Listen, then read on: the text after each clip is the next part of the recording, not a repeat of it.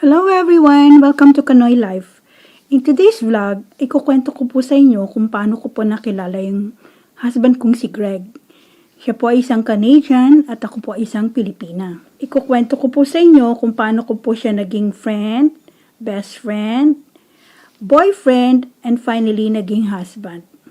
But before that, let's go to intro.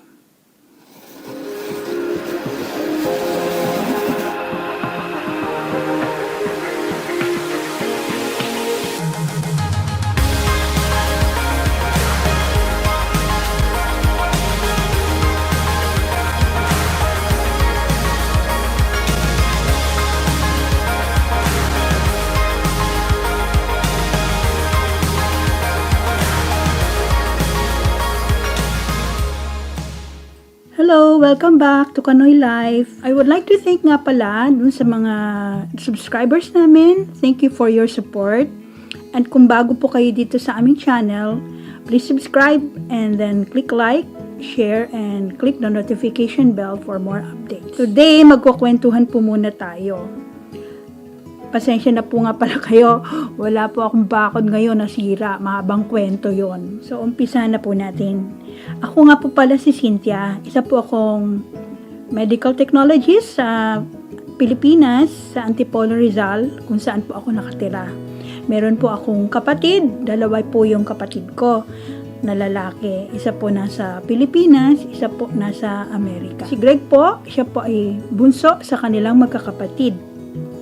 Tatlo po sila magkakapatid. Nung nakilala ko po si Greg back in 2011, February 2, 2011, naging friend po muna kami sa Facebook. Doon ko po siya nakilala. I'm sure sa inyo po, yung iba po dyan nakaka-relate sa aming story. Naging friend ko po siya through a common friend. Meron po akong friend na friend din niya.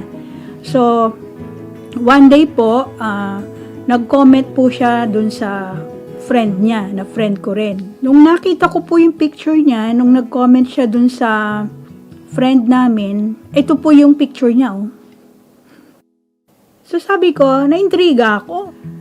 Sabi ko, sino kaya to? So, yun, in-add ko po siya as a friend sa Facebook. Before February 2, syempre, after 2 days, in-add na niya ako. I think after 2 days or 1 day. I cannot remember, pero hindi naman po natagalan yon. In-add niya ako. So, naging friend po kami. Back in 2011 po, busy rin naman po ako noon magtrabaho sa isang laboratory, sa isang hospital sa Antipolo. Sumali din po ako dun sa mga dating site like yung Filipina Hearts Cupid, yun, tsaka yung Melinda's Pen Pal. Hindi ako sinwerte. Sabi ko, magpaka-busy na nga lang muna ako sa trabaho. So, ayun. Nung naging friend po kami sa Facebook, nag-hi-hi naman kami. Hi, hello, ganon. Tapos, kwentuhan ko kami tungkol sa mga buhay-buhay. Like, ang natatandaan ko nung tinanong niya sa akin kung what do you think about China? Ito pa nga yung iba naming conversation na halungkot ko sa Facebook ko.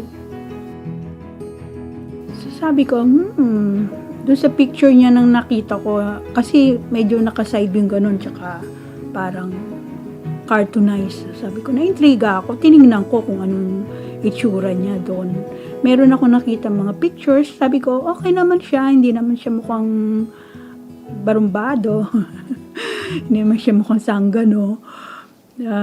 So, naging continuous yung friendship namin. Konting kwentuhan sa mga buhay-buhay. Ganon.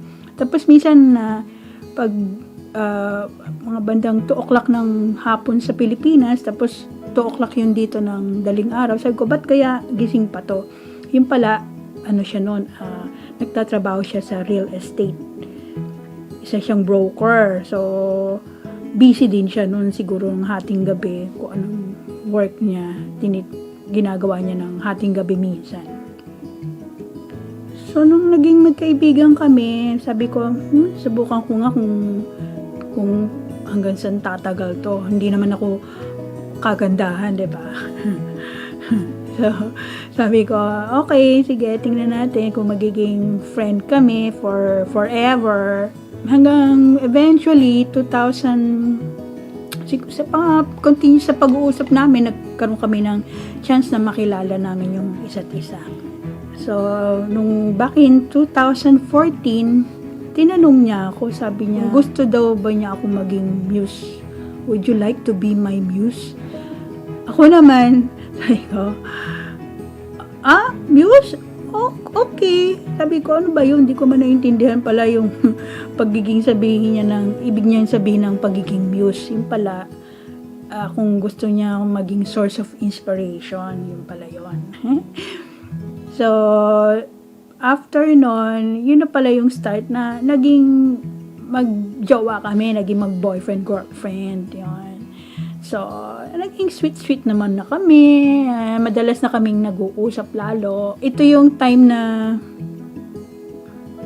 meron na siyang webcam. Nung bago pa lang kami nagkakausap, nagchat-chat lang kami, ganun chat, yung pa-type-type. Tapos nagpo-poke, uso pa noon yung poke sa Facebook, di ba? Ngayon, ewan ko kung uso pa rin. Pinapoke niya ako, poke. Siya din, poke back. Sabi ko sa kanya, you know what, I want to see the person I'm talking to. Kasi, chat lang, mahirap yun, di ba? Hindi mo nakikita yung facial expression nung taong kausap mo.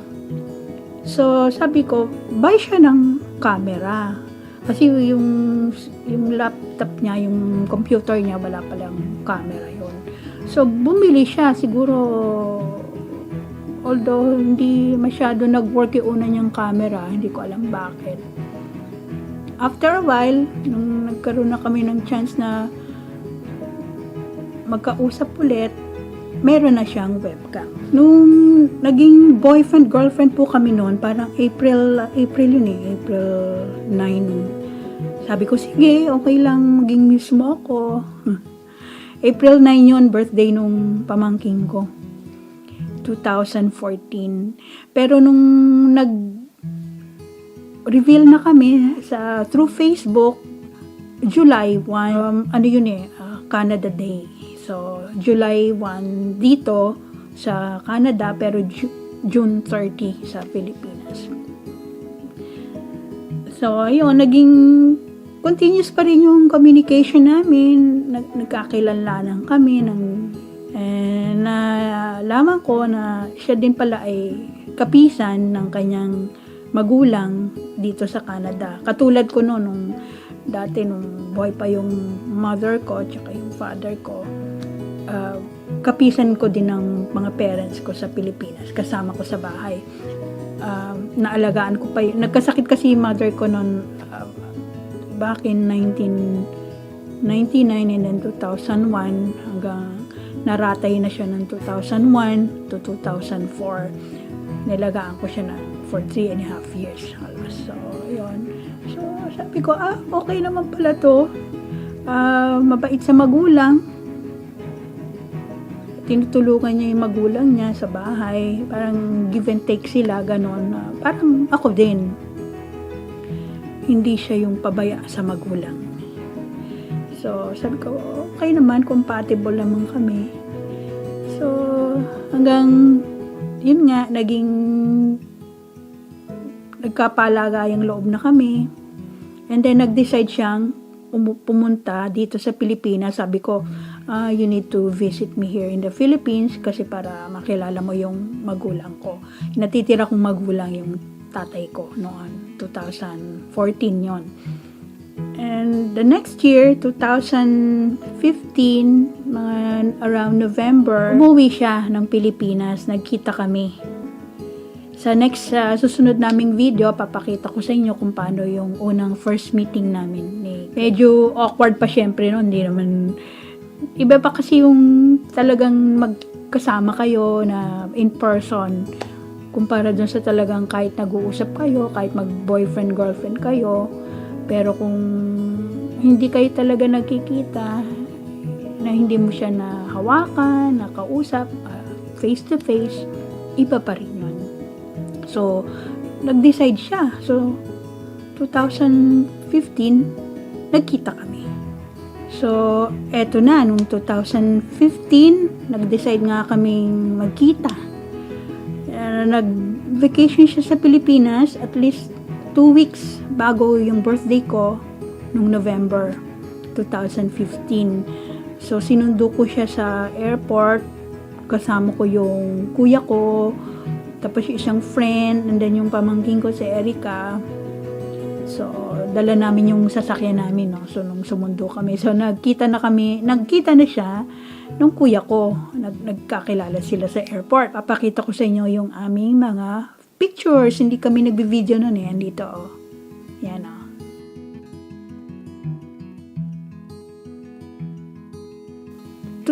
Two weeks siya nagbakasyon. So, ako din, humingi ng vacation leave sa pinagtatrabahoan ko kasi hindi pwedeng matagal nun eh. Buti, pinayagan naman akong mag-vacation for 2 weeks. So, November yon 2015, nagbakasyon kami sa El Nido. So, sa susunod pang mga video, papakita namin yung vacation namin. Nung nagpunta kami sa El Nido, yun yung first time naming magkasama, tsaka nagbakasyon. But before that, nakilala din niya yung mga relatives ko bago kasi kami pumunta ng El Nido. Nag-spend ako ng birthday sa amin, sa bayan namin. So, inimbita ko yung mga pinsan ko. So, eto yung mga litrato na.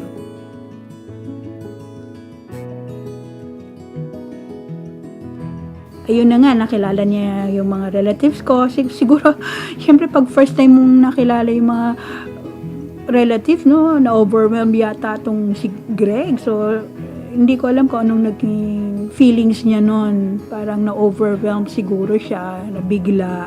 Alam na, hindi naman siya Pinoy na katulad natin na kailangan makilala ka ng mga relatives ko para kung siya na nga, di ba? Kung kami na nga, edi mabuti na yung nakilala siya. So, nakilala na rin siya ng tatay ko. Papakita ko sa inyo yung aming mga pictures and videos nung magkausap sila nung tatay ko.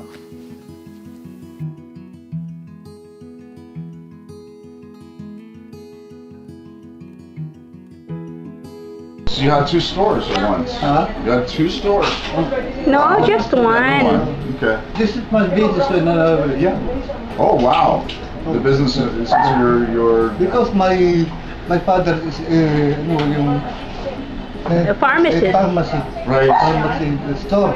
Yeah. Oh, drug store. Since you told me. We became old on that drug store. Right. Yeah. So you told me a lot Anyway, about. I will ask you a question. Certainly. What is your intention in coming to the Philippines? My intention in coming to the Philippines. My intention in coming to the Philippines. What is your? That's a very good question. Oh, Yeah. what is your? Anyway. My intention in coming to the Philippines is to meet your lovely daughter. We met online through a friend.